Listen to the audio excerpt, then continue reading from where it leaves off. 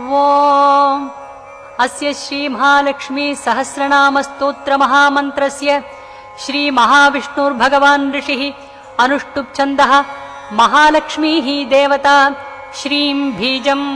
ह्रीं शक्तिः ह्रैं कीलकं मम सर्वपीडा परिहारार्थं सर्वदुःखदुरितदारिद्र्यविनाशार्थं सर्वाभीष्टसिद्ध्यर्थं च श्री महालक्ष्मी प्रसाद सिद्ध्यर्थे जपे विनियोगः। ध्यानम् पद्मानने पद्मकरे सर्वलोकैकपूजिते सान्निध्यं कुरु मे चित्ते विष्णुवक्षस्थलस्थिते भगवद्दक्षिणे पार्श्वे श्रियं देवीम् अवस्थिताम् ईश्वरीं सर्वभूतानां जननीं सर्वदेहिनां चारुस्मितां चारुदतीं चारुनेत्राननभ्रुवं शुकपोलां सुकर्णाग्रन्यस्तमौक्तिककुण्डलां सुकेशां चारुबिम्बोष्टिं रक्ततुङ्गघनस्तनीं अलकाग्रैरलिनिभैः अलङ्कृतमुखाम्बुजां लसत्कनकसङ्काश पीनसुन्दरकन्दरां निष्ककण्ठीं स्तनालम्बिमुक्ताहारविराजितां नीलकुन्दलमध्यस्थ माणिक्यमकुटोज्ज्वलां शुक्रमाल्याम्बरधरां तप्तहाटकवर्णिनीं अनन्यसुलभैस्तैस्त्यैर्गुणैः सौम्यमुखैः निजैः अनुरूपानवद्याङ्गीं हरेर्नित्यानपायिनीं श्रीवासुदेवमहिषी पुंप्रधानेश्वरेश्वरी अचिन्त्यानन्दविभवा भावा भावविभाविनी अहं भावात्मिका पद्मा शान्तानन्दचितात्मिका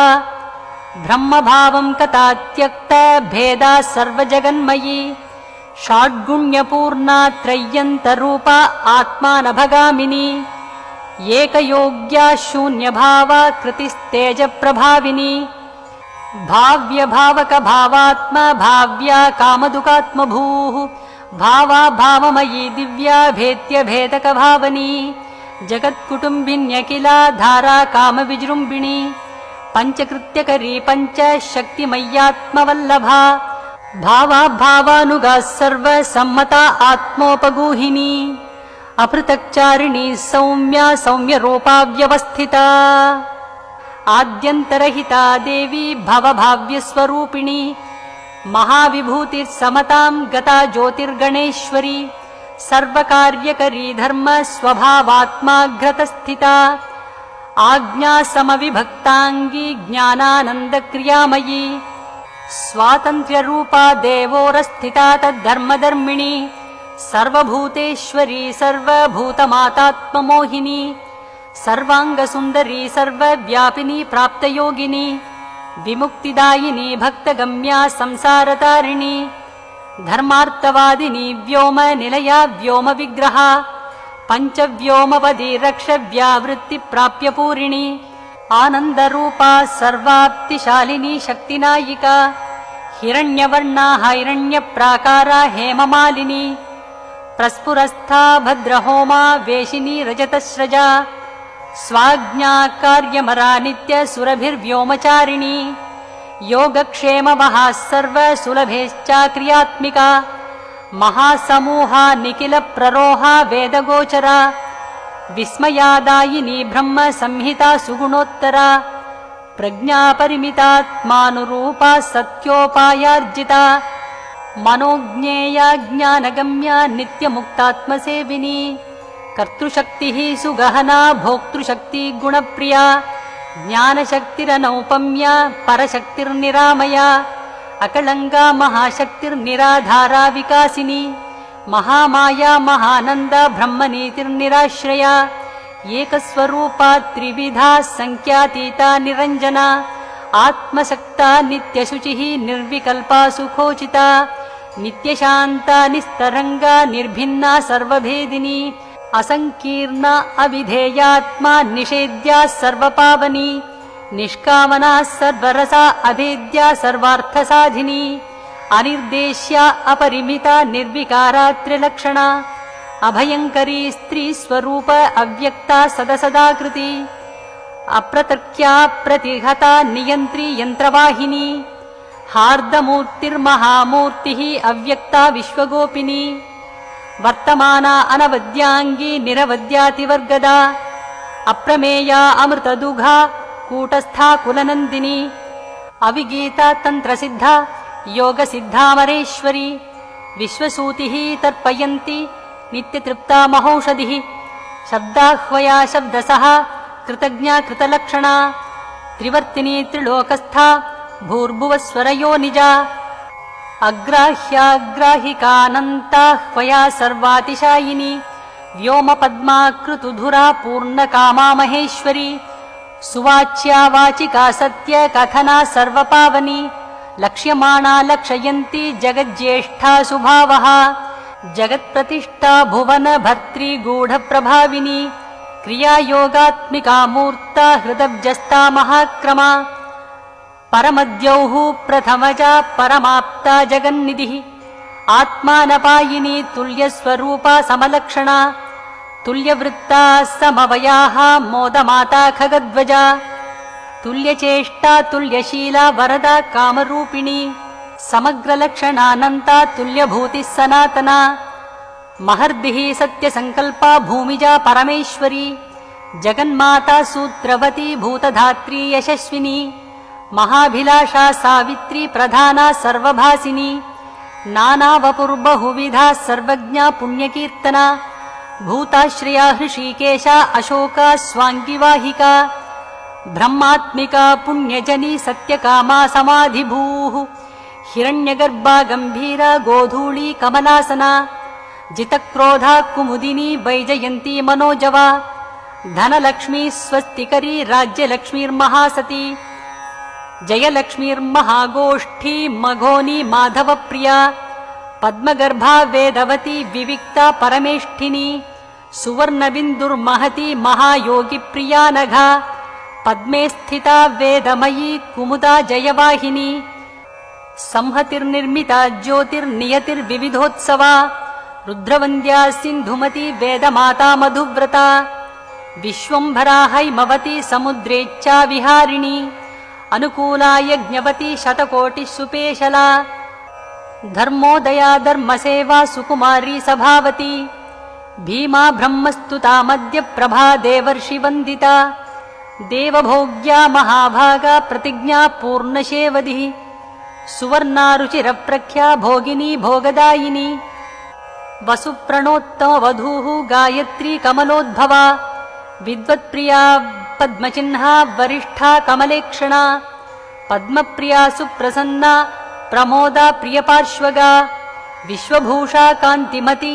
कृष्णा वीणारवोत्सुका रोचिष्करी स्वप्रकाशा शोभमाना विहङ्गमा देवाङ्गस्था परिणतिः कामवत्सा महामतिः इल्वलोत्पलनाभा अतिशमनी वरवर्णिनी स्वनिष्ठा पद्मनिलया सद्गतिः पद्मगन्धिनी पद्मवर्णा कामयोनिः चण्डिका चारुकोपना रतिस्नुषा पद्मधरा पूज्या त्रैलोक्यमोहिनी नित्यकन्या बिन्दुमालिनी अक्षया सर्वगन्धिनी गन्धात्मिका सुरसिका दीप्तमूर्तिः सुमध्यमा पृथुश्रोणी सौम्यमुखी शुभगा विष्टरश्रुतिः स्मितानना चारुगतिः निम्ननाभिर्महास्तनी स्निग्धवेणी भगवती सुकान्ता वामलोचना पल्लवाङ्घ्रिः पद्ममनाः पद्मबोधा महाप्सराः सरस्वती चारुहासा शुभदृष्टिः ककुद्मिनी कम्बुग्रीवा सुजघना रक्तपाणिर्मनोरमा पद्मिनी मन्दगमना चतुर्दंष्ट्रा चतुर्भुजा शुभरेखा विलासभ्रूः शुकवाणी कलावती ऋजुनासा कलरवा वरारोहा तलोदरी सन्ध्याबिम्बाधरा पूर्वभाषिणी श्रीसमाह्वया इक्षुचापा सुमशरा दिव्यभूषा मनोहरा वासवी पाण्डरच्छत्रा करभोरुस्तिलोत्तमा सीमन्तिनी प्राणशक्तिः विभीषिण्यसुधारिणी भद्रा जया वहा चन्द्रवदना कुटिलालका चित्राम्बरा चित्रगन्धा रत्नमौलिस्वमुज्ज्वला दिव्यायुधा दिव्यमाल्या विशाखा चित्रवाहना अंबिका सिन्धुतनया निःश्रेणी सुमहासिनी सामप्रिया नवमृगी सर्वसेव्या वराङ्गना गन्धद्वारा दुरादर्शा नित्यपुष्टा करीषिणी देवजुष्टा दिव्यवर्णा दिव्यगन्धा स्वकर्दमा अनन्तरूपानन्तस्था सर्वदानन्दसङ्गमा यज्ञाशिनी महावृष्टिः सर्वपूज्या वषट्क्रिया योगप्रिया वियन्नाभिः अनन्तश्रीरतीन्द्रिया योगिसेव्या सत्यरथा योगमाया पुरातनी सर्वेश्वरी सुतरुणी शरण्या धर्मदेवता सुतरा संवृतज्योतिः योगिनी योगसिद्धिदा सृष्टिशक्तिः द्योतमान भूता मङ्गलदेवता संहारशक्तिः प्रबला निरुपाधिपरावरा उत्तारिणी तारयन्ती शाश्वती समितिञ्जया महाश्री अजहत्कीर्तिः योगश्री सिद्धिसाधिनी पुण्यश्री पुण्यनिलया ब्रह्मश्री ब्राह्मणप्रिया राजश्री राजकलिता फलश्री स्वर्गदायिनी देवश्रीः अद्भुतकथा वेदश्रीः श्रुतिमार्गिणी तमोपहा अव्ययनिधिः लक्ष्मणा हृदयङ्गमा मृतसञ्जीविनी शुभ्रा चन्द्रिका सर्वतोमुखी सर्वोत्तमा मित्रविन्दा मैथिली प्रियदर्शना सत्यभामा वेदवेद्या सीता प्रणतपोषिणी मूलप्रकृतिरीशाना शिवदादि प्रदीपिनी अभिप्रिया स्वैरवृत्तिः रुक्मिणी सर्वसाक्षिणी गान्धारिणी परगतिः तत्त्वगर्भा भवा भवा अन्तर्वर्तिर्महामुद्रा विष्णुदुर्गा महाबला मदयन्ती लोकधारिण्यदृश्या सर्वनिष्कृतिः देवसेना आत्मफलदा वसुधा मुख्यमातृका क्षीरधारा घृतमयी जुह्वती यज्ञदक्षिणा योगनिद्रा योगरता ब्रह्मचर्या दुरत्यया सिंहपिञ्चा महादुर्गा जयन्ती खगवाहिनी जगत्प्रिया विरूपाक्षी सुवर्णा क्रूरतापिनी कात्यायिनी कालरात्रिः निशिदृष्टा कराळिका त्रिशूलिनी खड्गधरा महाकाली इन्द्रमालिनी एकवीरा भद्रकाली सौनन्दी उल्लसद्गदा नारायणी जगत्पूरिण्युर्वरा द्रुहिणप्रसूः यज्ञकामाल्ये लिहाना तीर्थकर्वुग्रविक्रमा गरुत्मदुदया अत्युग्रा वाराही मातृभीषिणी अश्वक्रान्ता रथक्रान्ता विष्णुक्रान्तोरुचारिणी वैरोचनी नारसिंही जीमूता शुभदेक्षणा दीक्षा विधा विश्वशक्तिः निजशक्तिः सुदर्शिनी प्रतिदीर्जगति वन्यधारिणी कलिनाशिनी अयोध्या अच्छिन्न संताना महारत्ना सुखावहा राजदी अर्क प्रतिभा विनयित्री महाशना अमृतस्यन्दिनी सीमा यज्ञगर्भा समीक्षणा आकूतिः ऋग्यजुस्साम घोषा आरामवधूत्सुका सोमपा माधवी नित्यकल्याणी कमलार्चिता योगरूढिः स्वात्तजुष्टा वह्निवर्णाजितासुरा यज्ञविद्या गुह्यविद्या अध्यात्मविद्या कृतागमा आप्यायिनी कलातीता सुमित्रा परभक्तिदा काङ्क्षमाणा महामाया कोलकामामरावती सुवीर्या दुःस्वप्नहरा देवकी वसुदेवता सौदामिनी मेघरता रुद्धिता दैत्यमर्दिनी श्रेयस्करी चित्रलीला एकायिनी रत्नपादुका मनस्यमाना तुलसी रोगनाशिन्युरुप्रथा तेजस्विनी सुखोज्ज्वाला मन्दरेका अमृताशिनी ब्रह्मिष्ठा वह्निशमनी जुषमाणा गुणात्यया कादम्बरी ब्रह्मरता विधात्री उज्ज्वलहस्तिका अक्षोभ्या सर्वतो भद्रा वयस्या स्वस्ति दक्षिणा सहस्रास्या ज्ञानमाता वैश्वानरी अक्षवर्तिनी प्रद्यग्वरा वारणवती अनसूया दुरासदा अरुन्धती कुण्डलिनी भव्या दुर्गतिनाशिनी मृत्युञ्जयात्रा सहरा निर्भया शत्रुसूदिनी एकाक्षरा सुपुरन्दरी सुरपक्षावरातुला सकृत्विभासा प्रद्युम्ना हरिभद्रा दुरन्धरा बिल्वप्रिया अवनी चक्रहृदया कम्बुतीर्थगा सर्वमन्त्रात्मिका विद्युत् यशोदा सर्वरञ्जिनी ध्वजश्चत्राश्रया भूमिः वैष्णवी सद्गुणोज्ज्वला सुषेणा लोकविदिता काम सूर्जगतादिभूः वेदान्तयोनिर्जिज्ञासा मनीषा समदर्शिनी सहस्रशक्तिरावृत्तिः सुस्थिरश्रेयसां निधिः रोहिणी रेवती चन्द्रसोदरी भद्रमोदिनी आर्या गव्यप्रिया विश्वभाविनी सुविभाविनी सुप्रदृश्या कामचारिणी अप्रमत्ता ललन्तिका मोक्षलक्ष्मीर्जगद्योनिर्व्योमलक्ष्मी सुदुर्लभा भास्करी पुण्यगेहस्ता मनोज्ञा विभवप्रदा लोकस्वामिन्यच्युतार्था पुष्कला जगदाकृतिः विचित्रहारिणी कान्ता वाहिनी भूतपावनी प्राणिनी प्राणदा विश्वा विश्वब्रह्माण्डवासिनी सम्पूर्णा परमोत्साहा श्रीपति श्रीमति श्रुतिः श्रयन्ती श्रयमाणाक्ष्मा विश्वरूपा प्रसादिनी हर्षिणी प्रथमा शर्वा विशाला कामवर्षिणी सुप्रतीका श्रीमती निवृत्तिर्विविधा परा सुयज्ञा मधुरा श्रीधा देवरातिर्महामनाः स्थूला सर्वाकृतिः सूक्ष्मा निम्नगर्भा तमोनुदा दुष्टिर्वागीश्वरी पुष्टिः सर्वाद्या सर्वशोषिणी शक्त्यात्मिका शब्दशक्तिः विशिष्टा वायुमती उमा आन्वीक्षिकी त्रयी वार्ता दण्डनीतिर्नियामिका व्याळी संकर्षणी द्योता महादेव्यपराजिता कपिला पिङ्गळा स्वस्ता पलाकी घोषनन्दिनी अजिताकर्षणी क्षान्तिः गरुडा गरुडासना ह्लादिन्यनुग्रहा नित्या ब्रह्मविद्या हिरण्मयी मही शुद्धविदा पृथ्वी सदानन्दांशुमालिनी यज्ञाश्रया ख्यातिपरास्तव्या दृष्टिस्त्रिकालका सम्बोधिनी शब्दपूर्णा विजया अंशुमती कला शिवास्तुतिप्रिया ख्यातिः जीवयन्ती पुनर्वसुः दीक्षा भक्तार्तिहा रक्षा परीक्षा यज्ञसम्भवा आर्त्रा पुष्करिणी पुण्या गण्या दारिद्र्यभञ्जनी धन्या मान्या पद्मनेमिः भार्गवी वंशवर्धिनी तीक्ष्णप्रवृत्तिः सत्कीर्तिः निधिसेव्या घनाशिनी संज्ञानिः संशया पूर्वा वनमाला वसुन्धरा पृथ्वी महोत्कटाहल्या मण्डलाश्रितमानना सर्वा नित्योदितो धारा जृम्भमाणा महोदया चन्द्रकान्तोदितः सूर्या चतुरश्रा मनोजवा बाला कुमारी युवतिः करुणा भक्तवत्सला मेदिन्युपनिषद्मिश्रा सुमवीरुर्धनेश्वरी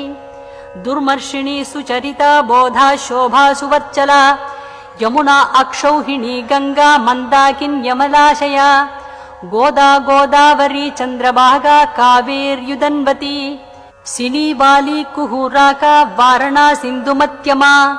पूर्तिर्मायात्मिका स्फूर्तिः व्याख्या सूत्रा प्रजावती वृद्धिस्थितिध्रुवा बुद्धिः त्रिगुणा गुणगह्वरा अमोघा शान्तिता सत्या ज्ञानदोत्कर्षिणी शिवा प्रकृतिर्भामिनी लोला कमला कामधुक्विधिः प्रज्ञा रामा परा सन्ध्या सुभद्रा सर्वमङ्गला नन्दा भद्रा जया रिक्ता तिथिपूर्णारुतम्भरा काष्टा कामेश्वरी निष्ठा काम्या रम्या सुधा स्मृतिः शङ्खिनी चक्रिणी श्यामा समागोत्रा रमाद्युतिः शान्तिर्दान्तिः स्तुतिस्थितिः विराजा अद्युज्ज्वलाव्यया वाणी गौरीन्दिरा लक्ष्मी मेधा श्रद्धा प्रमाद्युतिः स्वधा स्वाङ्गारतिरुषा वसुर्विद्या धृतिः सभा शिष्टा इष्टा सुचिर्धात्री सुधा रक्षोज्ञजामृता रमण्येका शारदाम्बा समेधाद्या शुभाक्षरा रत्नावली भारतीडा धीरधिः केवलात्मदा या सा शुद्धिः सोऽस्मिता का नीला राधामृतोद्भवा विभूतिर्निष्कला रम्या रक्षासु विमला क्षमा